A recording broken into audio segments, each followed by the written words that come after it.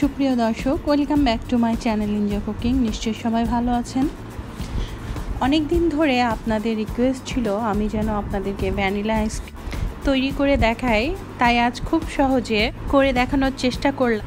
অনেক আপুরা জিজ্ঞেস করেছে কাস্টার্ড পাউডার দিয়ে আর কি আইটেম করা যায়, তাদের জন্যই আর কি আজকে তৈরি করে দেখাচ্ছি কাস্টার্ড ভ্যানিলা আইসক্রিম। তো এর জন্য যা যা লাগবে, অবশ্যই মিল্ক লাগবে, দুধ লাগবে।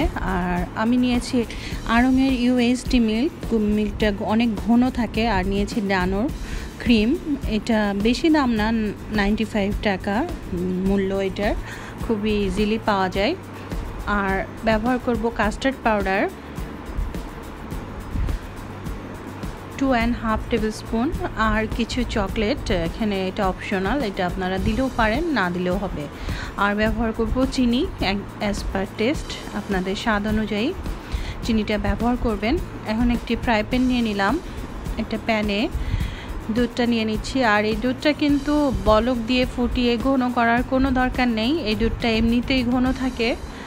আর এটা অ্যাভেলেবেল যে কোনো স্টোরেই পাওয়া যায়, গ্রোসারি স্টোরেই পাওয়া যায়, 45 টাকা মেবি দাম। খুব ইজিলি আপনারা কালেক্ট করতে পারেন। আঙ্গুল দিয়ে দেখতে হবে, একটু ওয়ার্ম অবস্থায় এখন চিনি অ্যাড করে দিব। 2 টেবিল স্পুন চিনি দিয়ে দিলাম, দিয়ে এখন চিনিটা ভালোভাবে মিশিয়ে নিব। আমি আপনাদেরকে খুব ইজিভাবে কিন্তু আইসক্রিমটা তৈরি করে দেখিয়েছি, আর এইটা যে কেউই এই আইসক্রিমটা তৈরি করতে পারবে আশা করছি। চিনিটা গলে গেলে এখন আস্তে আস্তে কাস্টার্ড পাউডারগুলো অ্যাড করে দিব। আর কাস্টার্ড পাউডার অ্যাড করতে হবে এক হাত দিয়ে, আর এক হাত দিয়ে কন্টিনিউয়াস নাড়তে হবে। কাস্টার্ড পাউডার একবারে দিতে যাবেন না, অল্প অল্প করে অ্যাড করবেন আর নাড়াবেন, এতে করে আপনি ঘনত্বটা বুঝতে পারবেন। এখানে প্রায় 2.5 টেবিল চামচের মতো আমি কাস্টার্ড পাউডার ব্যবহার করেছি। আর আপনারা যদি কাস্টার্ড পাউডার যে কোনো ব্র্যান্ডেরই নিতে পারেন, আপনারা যদি অন্য ব্র্যান্ডের নেন, যদি একটু ঠিক কম হয় তাহলে হয়তো বা আরও আধা চামচ বাড়ায় দিতে পারেন, সেটা আপনাদের উপরে। এখন দেখতেই পাচ্ছেন দুধটা ঘন হয়ে এসছে, একদম থকথকে হয়ে যাবে, একটু পরে খুব ঠিক হয়ে যাবে, অনেক ঘন হয়ে গেছে। এখন চুলাটা নিভিয়ে দিব, দেখতেই পাচ্ছেন ঘন হয়ে এসছে। আর কাস্টার্ড পাউডার দেওয়ার সময় চুলাটা নিভিয়ে রাখাই ভালো, আর যখন আপনি অ্যাড করবেন তারপরে একটু হালকা জাল দিলেই দেখবেন যে ঘন হয়ে আসছে দুধটা। এখন একটা বাটিতে ট্রান্সফার করে নিলাম বলে, আর এটা সম্পূর্ণ ঠান্ডা করতে হবে। এখন একদম গরম থাকা অবস্থায় কোনো কাজ করা যাবে না। এটা হালকা ঠান্ডা হয়ে গেলে আপনারা ফ্রিজে আধা ঘন্টা রেখেও একটু চিল করে নিতে পারেন, ঠান্ডা করে নিতে পারেন, এতে করে আইসক্রিমটা আরও বেশি ভালো হবে। এখন এটা আমি কোল্ড করতে রাখলাম। এখন যেটা করব, যে ডানোর স্টেরিলাইজ মিল্কটা আছে, ক্রিমটা আছে, এটাকে আমি একটু বিট করে নিব। আর এটা যে কোনো জায়গায় অ্যাভেলেবেল, আপনারা যে কোনো জায়গা থেকে এটা কিনতে পারেন, খুব ইজিলি পেয়ে যাবেন। সুপার মল বলেন, বড় বড় সুপার মলে তো পাওয়াই যায়, আপনারা সবগুলোই খুঁজলেও পাবেন হয়তোবা। এখন এটাকে বিট করে নিব খুব ভালোভাবে, আর খুবই কম উপকরণ দিয়ে এবং খুবই টেস্টি একটা আইসক্রিম তৈরি করা যায়। আপনারা বাসায় অবশ্যই ট্রাই করবেন, আর আমাকে জানাবেন আপনারা কেমন লাগলো আপনাদের। খুব ভালোভাবে 10 মিনিটের জন্য বিট করে নিতে হবে। এখন আমি এই ক্রিমটার ভিতরে কিছু পাউডার সুগার ব্যবহার করব মিষ্টি হওয়ার জন্য। আমি এখানে প্রায় 4 টেবিল স্পুনের মতো পাউডার সুগার ব্যবহার করেছি। আর কাস্টার্ড পাউডারে আমি 2 টেবিল স্পুন চিনি ব্যবহার করেছিলাম। আর এই চিনিটাই নর্মাল একটা মিষ্টি হয়েছে। আর আপনারা যদি এর থেকে বেশি মিষ্টি খেতে পছন্দ করেন তাহলে বেশি মিষ্টি অ্যাড করতে পারেন। আর এটা যে চিনিটা আমি ব্যবহার করেছি খুব নর্মাল একটা মিষ্টি হয়েছে, এটা সবাই খেতে পারবে আশা করছি। আর অবশ্যই চিনিটা টেস্ট করে বারে বারে যখন বিট করবেন টেস্ট করে নেবেন, এতে করে আপনার আইসক্রিমটা ভালো হবে এবং মিষ্টিটাও খুব কম বেশি হবে না, আপনারা টেস্ট করেই দিতে পারবেন। ঠিক এইভাবে বিট করে নিতে হবে চিনি দেওয়ার পরে। সুন্দর করে বিট করা হয়ে গেলে এখন যে কাস্টার্ড পাউডারটা ঠান্ডা করতে রেখেছিলাম সেই কাস্টার্ড মিল্কটা এখন ঢেলে দিলাম ক্রিমের ভিতরে।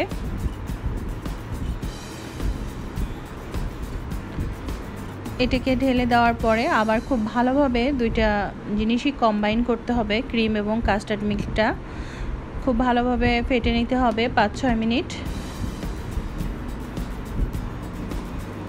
ভালোভাবে মেশানো হয়ে গেলে এটা একটা ফার্স্ট স্টেপটা শেষ হলো আর কি। এরপরে আর একটা স্টেপ করতে হবে। দেখতে পাচ্ছেন কতটা থকথকে আর ক্রিমি একটা ভাব এসছে, আর মিষ্টিটাও ঠিক আছে। এখন আমি একটু ভ্যানিলা ফ্লেভারের মধ্যে আনবো, এর জন্য কয়েকটা few drops vanilla essence add করে দিলাম। আর ভ্যানিলা আইসক্রিম তৈরি করছি, সো ভ্যানিলার একটা ফ্লেভার আসতেই হবে। এই জন্য ভ্যানিলা যে এসেন্সটা পাওয়া যায় আমরা কেকে ইউজ করি সেটাই ব্যবহার করতে পারবেন, সেটাই দিতে হবে। এখন আর একটু মিশিয়ে নিচ্ছি, নেওয়া হয়ে গেল। এখন আমাদের ফার্স্ট স্টেপটা শেষ হয়ে গেল। এখন এটাকে আবার সুন্দর করে একটা বোলে ট্রান্সফার করব, যে বোলটায় আমি কাস্টার্ড পাউডার মিল্কটা রেখেছিলাম, কাস্টার্ড মিল্কটা তৈরি করে সেটার ভিতরে দিয়ে দিলাম। ট্রান্সফার করে নিচ্ছি, করা হয়ে গেছে। এখন এটাকে যেটা করব, উপরে একটা যে পলিথিন দিয়ে বা কোনো কিছু দিয়ে সুন্দর করে ঢেকে দিতে হবে, যাতে এর ভিতরে কোনো পানি বা বরফ জমতে না পারে। আর আইসক্রিমের উপরে বরফ জমলে কিন্তু আইসক্রিম ভালো হয় না, খেতে সুস্বাদু হয় না, টেস্ট লাগে না, সো টেস্টি হয় না।